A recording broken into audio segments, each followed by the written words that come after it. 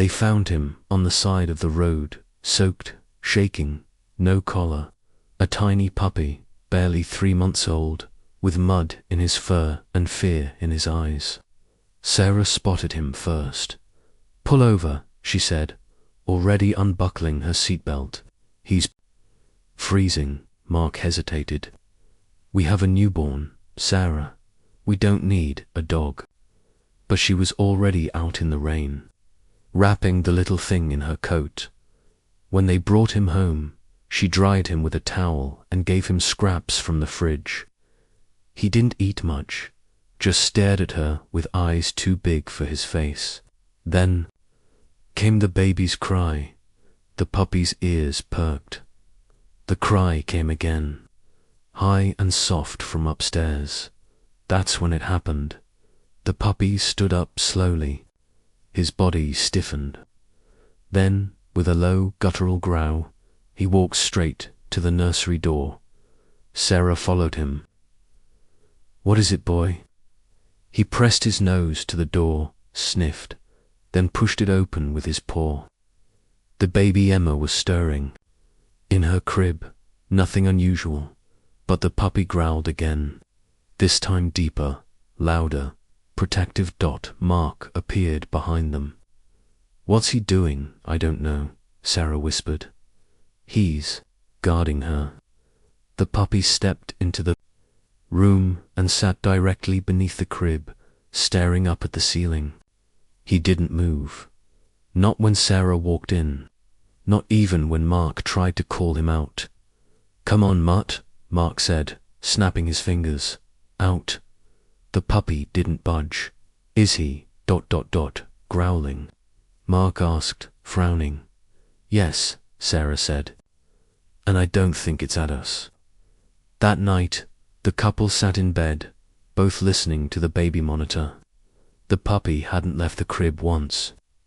He lay there, silent now, but alert, guarding. Sarah turned toward her husband. "You saw him. It's like he was warning something."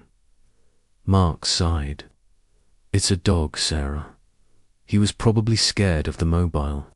But Sarah couldn't shake the feeling. That growl, ... It wasn't fear, it was protection. At 2:13 a.m., Emma cried. Again, Sarah got up, heart racing. When she opened the nursery door, she found the puppy already standing on all fours, fur bristling, tail stiff. He was staring at the far corner of the room. "Emma," Sarah whispered, rushing to the crib. The baby was safe. Crying, but safe. The puppy didn't move. He kept his eyes fixed on that dark corner, teeth slightly bared. Sarah looked too. Nothing there, just shadows. Still, her skin prickled. The next morning, they took the puppy to the vet. No chip, no one reported him missing. The vet called him healthy but quiet, a little too quiet. "Give him a name yet?" the vet asked. Sarah smiled faintly. "Not yet." They drove home in silence. Sarah watched him in the rearview mirror. His eyes were on Emma's car seat. That evening, Mark tried keeping the puppy out of the nursery, closed the door, but at exactly 2:13 a.m., they heard scratching, soft, frantic, desperate. Sarah opened the door and found the puppy whining, staring. Up at the handle, she opened it. He darted past her and curled up under the crib. The baby was sleeping this time, but the room felt colder than before. "I think he hears something," Sarah said. Mark shook his head. "We're letting our imagination run wild." But Sarah couldn't sleep. Not anymore. The next day, Mark built a small bed for the dog in the laundry room. When night fell, they placed him there and shut the door, and again 2:13 a.m. the scratching began. This time, Emma's cry came sharper. Screaming, Sarah ran. The puppy was clawing at the door, barking now, not wildly but urgently. Sarah opened it, and he bolted straight to the crib. Growling, Emma was still crying, her eyes open wide, staring at that same dark corner. "What is she looking at?" Sarah whispered. The puppy stood between the baby and the shadowed wall, teeth bared, a low growl vibrating from his chest. Mark stood frozen. "That's enough. This dog's messed up." "He's not," Sarah snapped. "He's trying to protect her from what?" "I don't know." They argued downstairs. Mark wanted to call animal control. Sarah refused. "We can't just toss him out," she said. "What if he's the reason she's safe?" Mark rubbed his face. "Safe from what, Sarah?" She didn't answer. That night, she let the puppy stay in the nursery. She curled up in the rocking chair, unable to sleep. Around 2 a.m., she nodded off. Then came the growl, not loud, but close. She opened her eyes. The puppy was on all fours now, fur standing on end. He growled low and fierce, eyes locked on the window.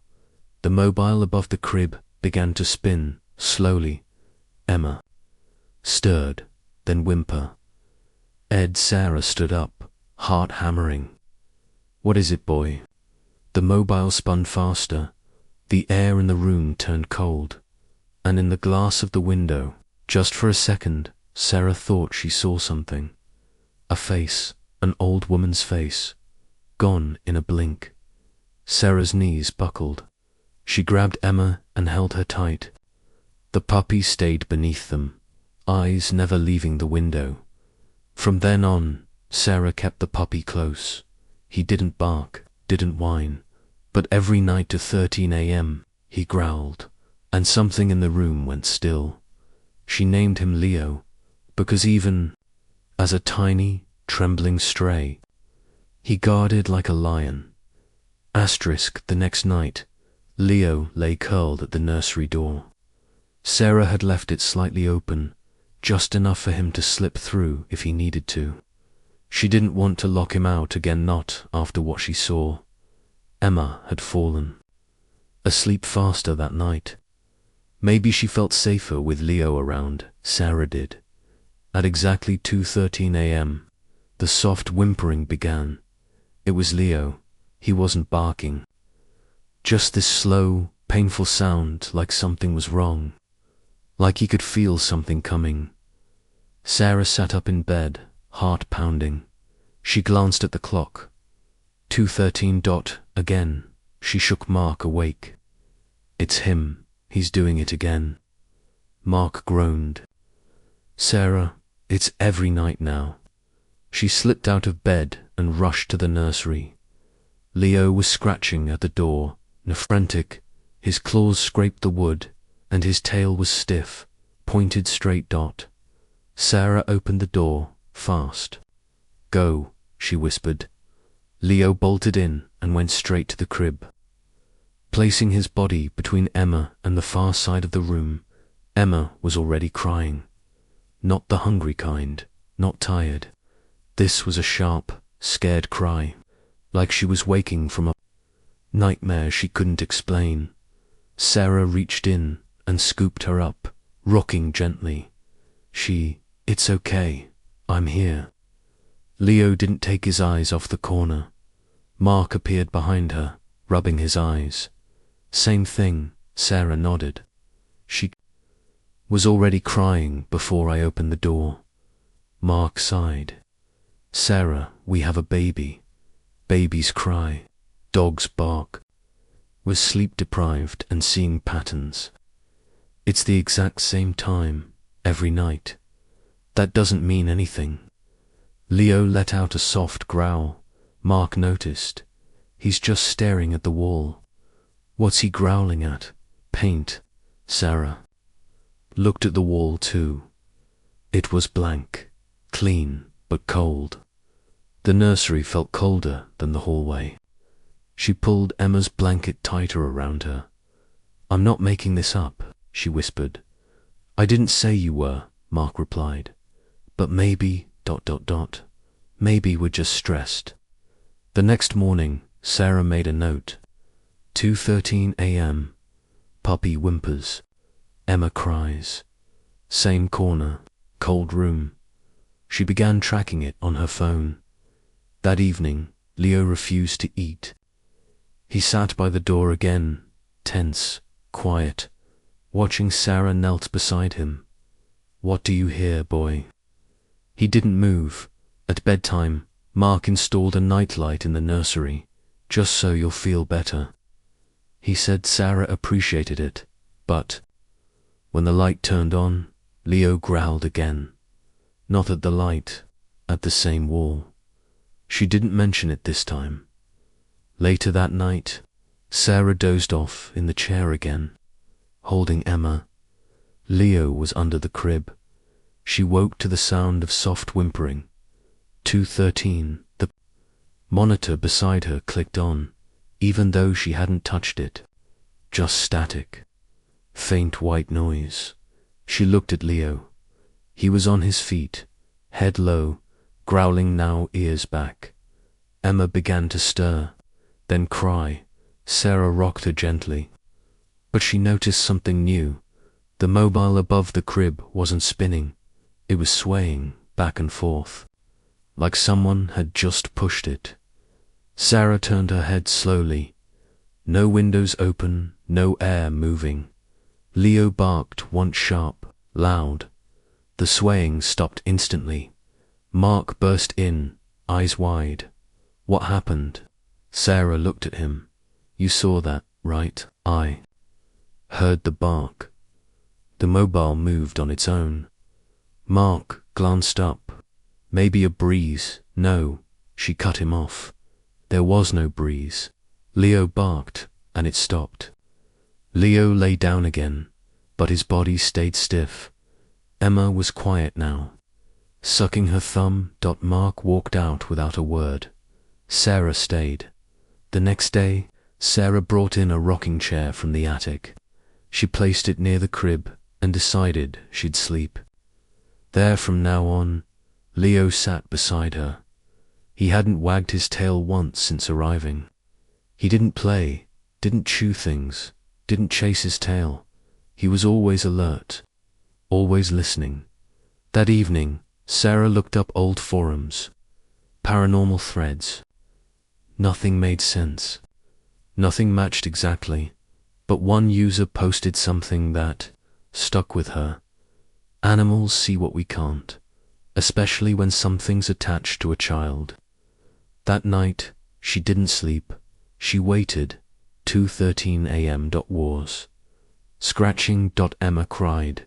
Sarah stood fast, heart racing. Leo pushed open the door himself. This time, he didn't bark, didn't growl. He just walked to the crib, lay down, and stared. Sarah rocked Emma. The mobile didn't move tonight, but the feeling the it felt heavier. She whispered, "What are you guarding her from?" Leo blinked once, and that was her answer. Asterisk. If you feel connected to this story, please like, share, and let know your city or country below. Sarah couldn't stop thinking about it. Every night at 2:13 a.m., something happened. Not a coincidence. Not a baby's random cry. It was a pattern undeniable, and Leo always knew she needed proof. The next day, while Emma napped, Sarah ordered a baby monitor with video. One with night vision and motion detection. Mark raised an eyebrow when it arrived. "You're really going Elin on this, huh?" he asked. Sarah didn't look up. "If something's in that room, I want to see it." Mark chuckled, but didn't argue. That night, they set it up. The tiny camera sat on the shelf across from the crib, facing Emma directly. Leo watched the whole process, never moving far from the baby's side. Sarah tested the monitor from her room. Clear video. Night mode worked. "Sound on. Looks good," Mark said, climbing into bed. Sarah kept the monitor beside her, eyes glued to the screen. She told herself not to fall asleep, but somewhere between 1:40 and 2 o'clock, her eyelids got heavy. Then Leo's bark jolted her awake. She shot up and looked at the monitor. Emma was sitting up in her crib, eyes wide. The mobile spun slowly overhead. Leo was on all fours, growling low. Sarah leaned in closer. Then just for a second the screen flickered, static, and in that 1 second something moved near the crib. A shadow, thin, tall, leaning Dot. Sarah gasped. "Mark, wake up," he groaned. "What is it now?" She shoved the monitor in front of him. "Look, just look." He squinted at the screen. Leo was still growling. The mobile had stopped spinning. Emma was crying now. "There was something there," Sarah whispered. Mark rubbed his face. "There's nothing on the screen. It flickered. Right before you woke up, I saw a figure." Mark sat up. "A figure? What kind?" "Dark." It leaned over the crib. He took the monitor and hit the rewind button. The monitor had a short memory, buffered just enough to replay the last few minutes. They watched in silence. Leo pacing Dot, Emma sitting up, mobile spinning, then static. But when the flicker came, it skipped. That 1 second was missing. Mark frowned. The recording glitched. Sarah's voice cracked. "That's the moment I saw it. Why would it skip right then?" "I don't know. These things glitch all the time. Not like that." Sarah stood. "I'm checking the nursery." She ran down the hall. Leo barked when she opened the door. He was still by the crib, tail stiff, body low. Emma reached toward him, tiny fists curling in his fur. Sarah looked around the room, every corner. Nothing there. She picked up the baby, hugging her close. Leo sat under the crib again, ears twitching. Back in their bedroom. Mark was still staring at the monitor. "It skipped," he said. "You're right, there's a piece missing." Sarah didn't answer. Her mind was racing. The next morning, she replayed the footage again and again. Always the same second missing. No audio, no image. She posted it in an online parenting group. Someone replied within minutes. "Looks like it was manually wiped. Like someone paused the feed right there." But no one touched the monitor. No one except whatever was in that room. Sarah turned to Leo. He was watching the monitor too, ears up. She whispered, "You saw it, didn't you?" That night, Sarah didn't sleep. She sat in the nursery with Leo and Emma. Camera rolling. 2:13 a.m. came. Leo growled. The room went cold, and just like before the monitor flickered. Sarah looked up, heart in her throat.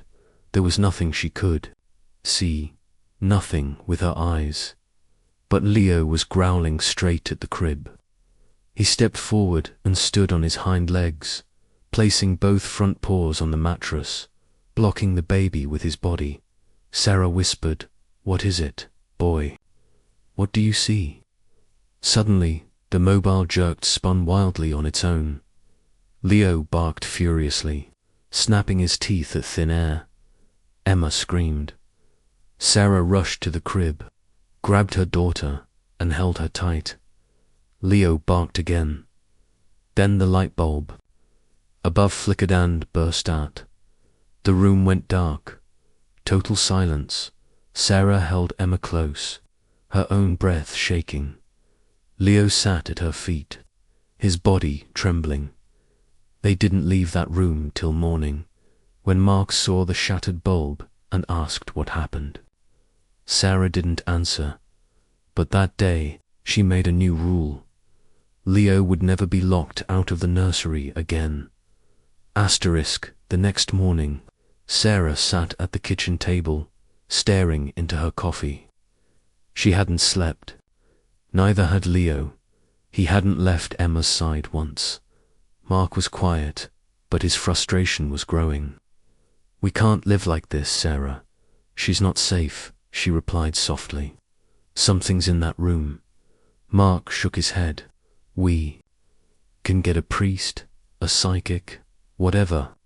But we can't keep acting like this dog knows more than we do."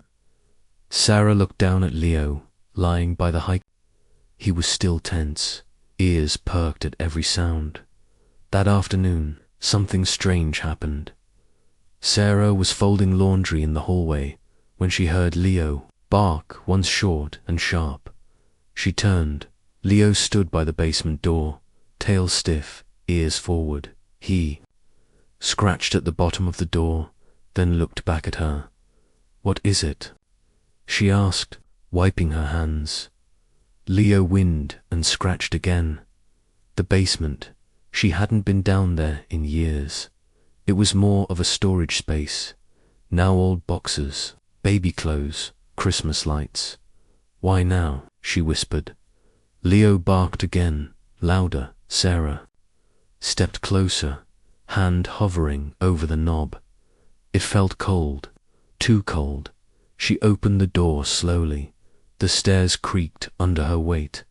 "Leo," she called. He stayed at the top, whining, pawing at the floor. "I'll be quick." She descended slowly. Flicking on the light dotted barely lit the space, just one dim bulb swinging gently. She took a few steps in. Dust floated in the air. Cardboard boxes stacked on shelves, cobwebs in corners. Then something brushed past her, cold, airless, fast. She froze. The bulb above flickered. She turned, heart pounding. No one there, but something was wrong. The air felt thick, like walking through smoke that wasn't there. Suddenly, the bulb popped, plunging the basement into darkness. Sarah screamed. She bolted up the stairs, stumbling, gasping. Leo barked again, louder, urgent. She burst into the hallway, slammed the door shut, and collapsed to the floor. Leo nuzzled her, licking her arm. Sarah's breath came in gasps. "It touched me." Mark came running from the living room. "What happened?" She couldn't speak. Later that evening, Sarah sat with Emma in the nursery, her hands still trembling. Leo was back at the crib, watching, always watching. She whispered, "Why the basement?" Mark sat beside her, rubbing his face. "You think something's down there?" "I felt it." He didn't argue this time.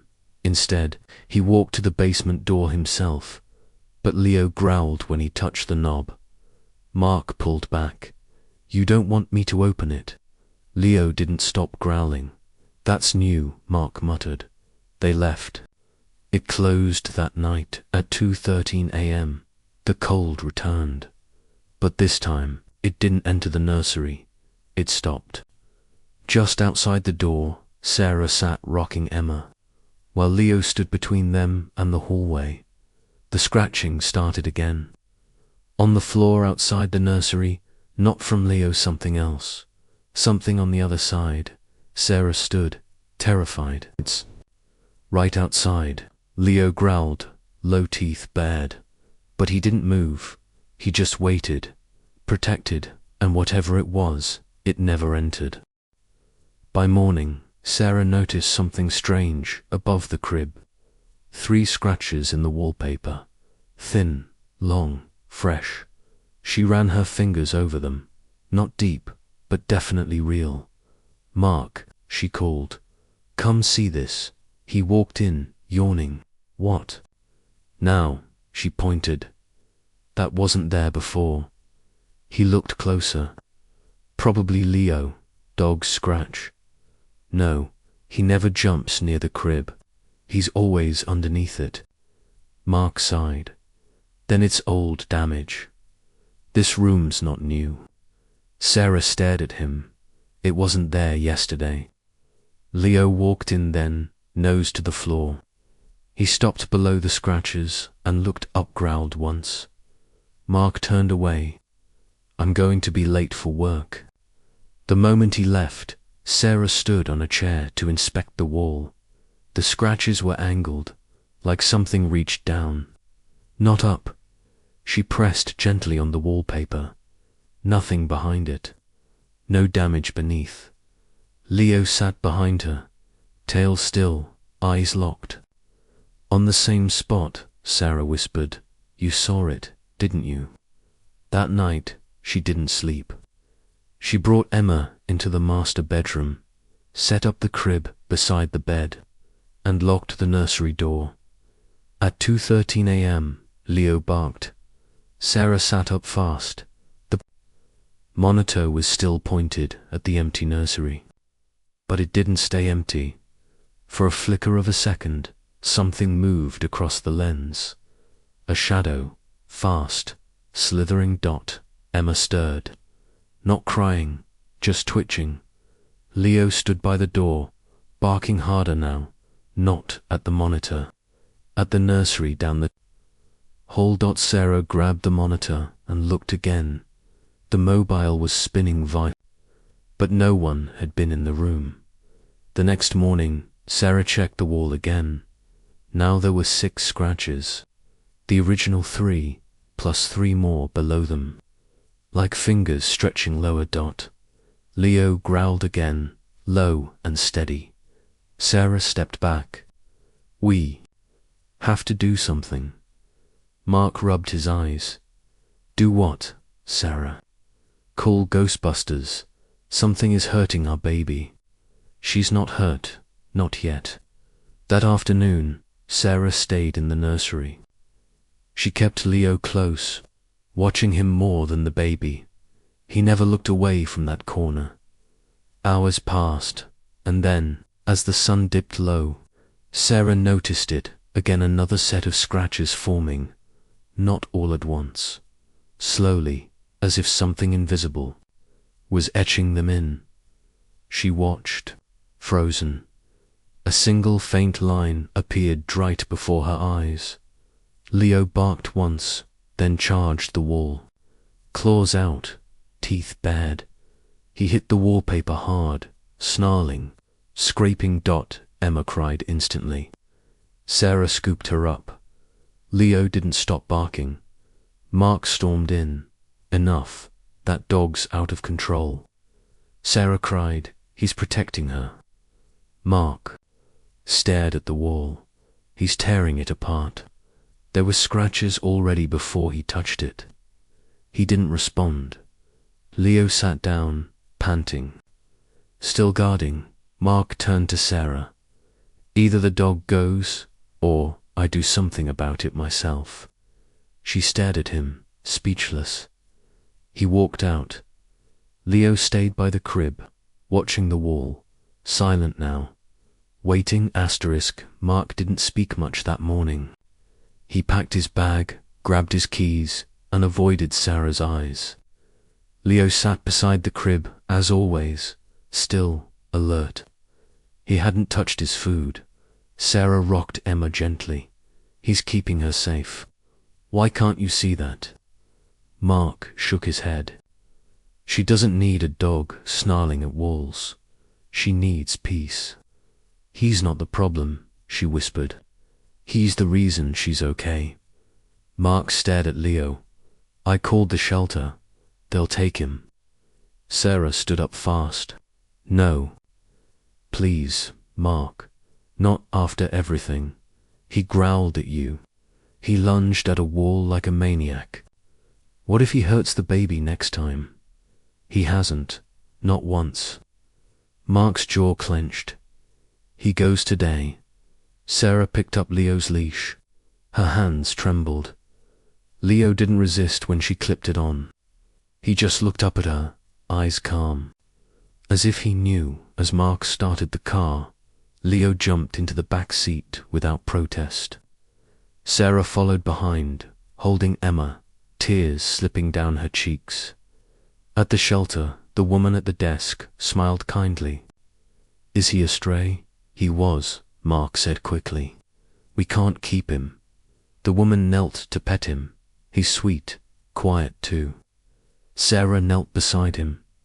Leo licked Emma's hand gently.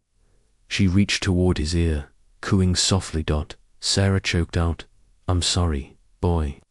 Leo didn't bark, didn't whimper, just watched them walk away. That night, the house felt different. Still to still, Sarah kept Emma in their room. She left the nursery door closed. Mark turned to her. You'll sleep better now. But she didn't. At 2:13 a.m., Emma's cry pierced. The silence, louder than usual. Sharp. Sarah bolted upright. Emma was flailing, face red with panic. The baby monitor flickered. Static. Then the mobile still in the nursery began to spin. Sarah gasped. Mark, wake up. Something's wrong. He sat up, groggily. What now? She's screaming. Look. The monitor flashed again. A dark blur crossed the screen. Fast. Emma screamed louder. Sarah grabbed her. She's ice cold. She ran. To the hallway. The nursery door creaked open on its own. The air turned frigid. Mark followed, now wide awake. What the hell is going on? Inside the nursery, the wallpaper peeled slightly from the scratched wall. The room felt like a freezer. The mobile spun furiously, then stopped. Dead still, Emma's cries turned to gasps. Mark backed up. We need to get out of here. Sarah held Emma tight. I told you, we never should have taken him away. She turned back to the hallway and whispered, Leo, please. And for a moment, just a second, it felt like something moved past her. A soft breath against her cheek. The next morning, she called the shelter. I need to pick up the puppy we dropped off last night. There was a pause. I'm sorry, the woman said. Someone adopted him an hour ago. Sarah's breath caught. What? He's gone. Picked up early this morning. Sarah whispered, No, please. I need him back. She hung up, heart pounding, and looked at Emma. The baby stared at the nursery door, quiet, waiting, asterisk. The house didn't feel like home anymore. The nursery stayed cold, even during the day. Emma barely smiled. She refused to sleep unless Sarah held her tight. Sarah walked the halls in silence, her arms always full, her heart heavy. Mark tried to help, but the tension between them was thick. He avoided eye contact, and neither of them brought up Leo. Then, one evening, as Sarah rocked Emma by the window, something caught her eye. A reflection, not her own, not Emma's. A woman, old, pale, eyes hollow.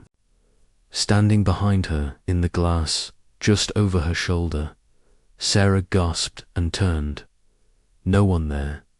She looked back at the window. Nothing now. Just her own terrified face staring back. She stepped away, heart pounding. You saw that, didn't you? She whispered to Emma. Emma didn't answer, but she was staring at the same spot that night. Sarah searched through the attic, looking for anything that might explain what was happening. Boxes full of baby clothes, old pictures, holiday cards, and then she found it.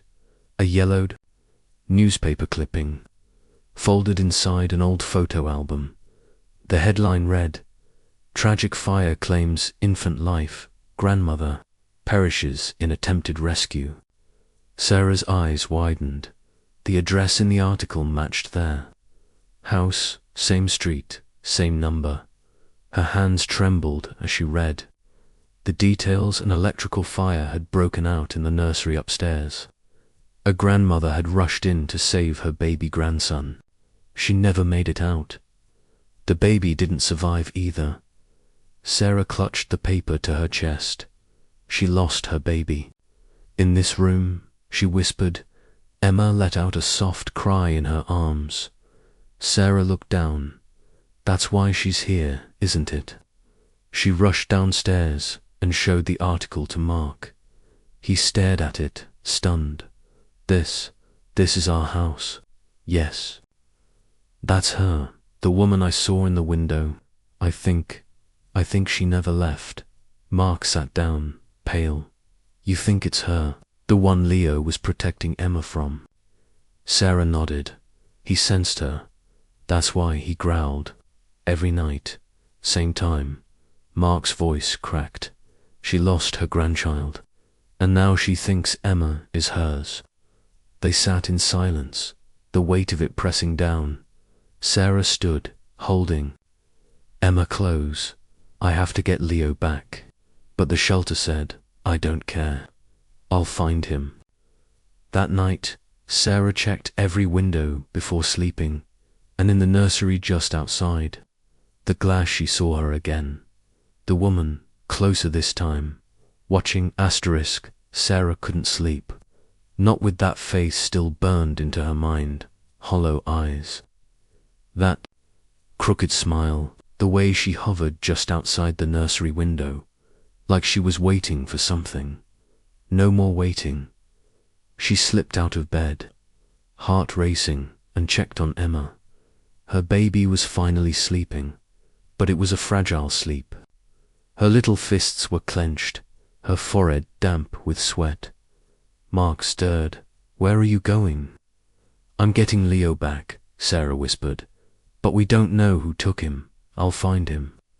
She grabbed her coat and keys, then looked back once more before slipping out into the night.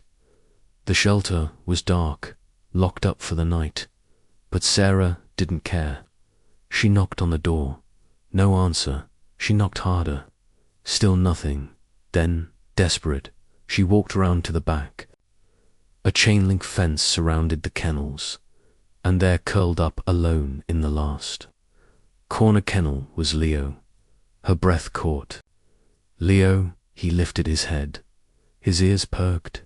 His tail didn't wag. He just stared at her like he already knew she was coming. I'm getting you out, she whispered. She climbed the fence carefully, dropped to the other side, and unlatched the kennel door. Leo stepped out slowly, then leaned his head into her hands. I'm sorry, she said, choking on tears. I should have never let them take you. With one last glance at the quiet building, she lifted Leo and hurried back to the fence. Somehow, he didn't struggle. He trusted her. She got him into the car and drove home, heart pounding, checking the mirror every 5 seconds like she expected the ghost to follow. When they reached the house, the front porch light flickered. Sarah held her breath, then carried Leo inside. He didn't wait. He ran straight to the nursery, straight to the crib. Emma stirred, then smiled. Her first smile in days. Sarah collapsed beside them, tears in her eyes. Leo curled around the crib, breathing steady, calm, and just like that the air in the room shifted. It warmed. The mobile above the crib swayed gently, not spinning wildly, not jerking, just soft movement. Peaceful. Mark stood in the doorway, stunned. You got him back. Sarah nodded. He belongs here. Leo looked up at them once, then settled back down. But in the corner of the room, the shadows used to move. Something still lingered. Faint, watching, waiting, asterisk. Leo didn't rest like before. After his return, he stayed close to Emma, even more alert. But now, something had changed. His growls weren't aimed at the corner anymore. They were focused downward toward the floor beneath the crib. It started with the scratching, not loud, just soft, persistent digging sounds. Sarah first heard it around midnight. Leo had crawled under the crib, paws pressed to the wood, ears twitching. He scratched lightly, nose pressed down, sniffing Dot at first. She thought he was anxious, but then the sound grew louder, more intense. It wasn't random. It was focused on one spot. Sarah leaned down. "What are you doing, boy?" Leo growled low, then looked at her, eyes serious. Mark walked in, rubbing his eyes. "He's doing it again." "It's not the wall this time," she said. "It's under the crib." She pulled Emma into her arms and stepped back. Leo kept scratching, more aggressively now. Mark frowned. "What's he looking for?" "I don't know, but we should find out." The next morning, Sarah moved the crib aside. Leo immediately began digging at the old wooden floorboards. Mark grabbed a flashlight and knelt. "There's a loose plank." He wedged a screwdriver under the edge and pried it up. Dust puffed out, and something else, small object, burnt, blackened. Mark picked it up carefully and turned it in his palm. It was a child's toy melted plastic, once shaped like a rattle, the handle warped, the edges charred. Dot, Sarah gasped. It belonged to the baby, the one from the fire. Leo stood over the spot, growling again. Then it happened. The air in the room dropped instantly cold. The door slammed shut behind them. Emma wailed. Sarah clutched her tight. "Mark." The lights flickered, and then a sound. A long, shrill scream echoed through the walls. Not from Emma, from somewhere else. It rang out like a memory. High-piercing Sarah covered Emma's ears, her heart thudding. Leo barked once, then again dashed louder. The shadows in the corner thickened, twisting like smoke. Sarah yelled, "Get out." The scream faded. Silence returned. Leo stopped barking and sat beside the charred toy, guarding it. Mark exhaled shakily. "She's still here?" Sarah nodded slowly. "And she doesn't want to leave." They put the toy in a small box and left it under the crib that night. Leo didn't scratch.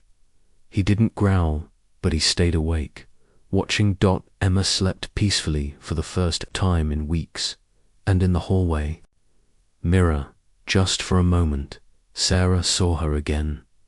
The woman, but this time her eyes looked softer, as if remembering, as if recognizing something that had been lost. Leo stood beneath the crib, still strong, silent, protecting. Asterisk, asterisk. That night, Sarah stayed in the nursery. She sat in the rocking chair with Emma in her arms and Leo curled beneath the crib. The box with the charred toy rested gently in the corner. The room felt calmer, until the clock struck to 13. Leo stood up fast. He let out a low, warning growl. Sarah held her breath. Then the scent hit her faint at first. Smoked she stood, eyes wide. Mark, but before she could move, a thick haze began to fill the room. The mobile started to spin, slowly, then faster. The air grew hot. Emma stirred and whimpered. Leo barked sharply, running to the wall. He barked again, snarling at nothing. Sarah ran to the door, but it slammed shut in her face. "Mark," she screamed. The smoke got heavier, swirling around them, but no heat, no flames, just smoke, dense, choking, unnatural. She coughed, holding Emma close. "Please," she cried. "Stop." Leo ran between her and the crib, barking furiously now, his body low, ears pinned back, his tail stiff. Through the thick smoke, Sarah saw something move, a figure standing by the crib, the shadow of a woman, hair down, dress, long arms reaching. "No," Sarah screamed. Leo lunged. He leaped into the smoke, barking like never before. His body slammed into the figure, then vanished into it. The shadow jerked back, The smoke thinned, slowly like retreating breath. Sarah rushed to Leo's side. He was growling, teeth bared, standing firm. The figure stepped back into the wall and faded. The room cleared. Mark burst in, coughing. What happened? I smelled smoke. Sarah dropped to the floor, still holding Emma. She came back, the ghost. Sarah nodded. She tried to take her. Mark looked around the room. No fire, no ash. Just the scent of old smoke and Leo still growling toward the empty crib. She's not gone, Sarah whispered. But Leo stopped her. Mark knelt down. What do we do now? We wait, Sarah said softly. And we don't leave her alone again. Leo walked over and lay beside Emma's crib, and in the faint light of the nursery, Sarah saw soot on his fur. Just a trace, as if he had truly walked through fire. Sarah didn't sleep, not after what she saw. The way the shadow reached for Emma, like she belonged to it. The fire wasn't real, but the threat was. Leo hadn't moved from his spot near the crib, his eyes never closed. By morning, Sarah knew what she had to do. She opened the nursery closet and pulled out the box with the charred toy. Mark walked in, rubbing his eyes. What are you doing? I think she's still attached to this, Sarah said. The toy, it was probably the baby's. Mark frowned. So, what now? I'm going to give it back. Not hide it, just ... Let her see it. She placed the toy gently on the crib's edge. Then she sat in the rocking chair with Emma and waited. Leo sat beside her, calm, ready. The sun set. The clock ticked. Time moved slowly. At 2:13 a.m., the air changed. The room dimmed. Even with the nightlight on, Leo stood. The toy rattled just once, though no one touched it. Then, from the far corner, the shadow formed again, slow, silent. The woman appeared, her features clearer than ever before. Long grey hair, worn dress, eyes filled with sorrow. She moved toward the crib. Sarah stood, holding Emma close. You lost your baby, Sarah whispered. But not mine, not tonight. The woman paused, her eyes locked on the toy. Leo growled once but didn't lunge. The woman turned to him, then back to Emma. Then her shoulders sank, the shadow shifted. Softer now, she walked to the crib, reached for the toy but didn't touch it. Her hand hovered, and for the first time she looked at Sarah. Tears welled in Sarah's eyes. She's safe. You can rest now. The woman's lips parted, but no words came, just a breath, a final look. Then the shadow faded. Gone. Leo sat down. The room warmed. The light above flickered once, then steadied. Emma sighed in her sleep, peaceful. Sarah looked at Leo. You did it. He wagged his tails just once, and for the first time, the nursery felt like home. Asterisk. Morning light spilled gently through the nursery curtains. No smoke, no shadows, just warmth. Emma giggled in her crib, soft and sweet, the kind of laugh Sarah hadn't heard in weeks. Leo lay curled beside her, tail thumping softly against the floor. He didn't growl, he didn't bark.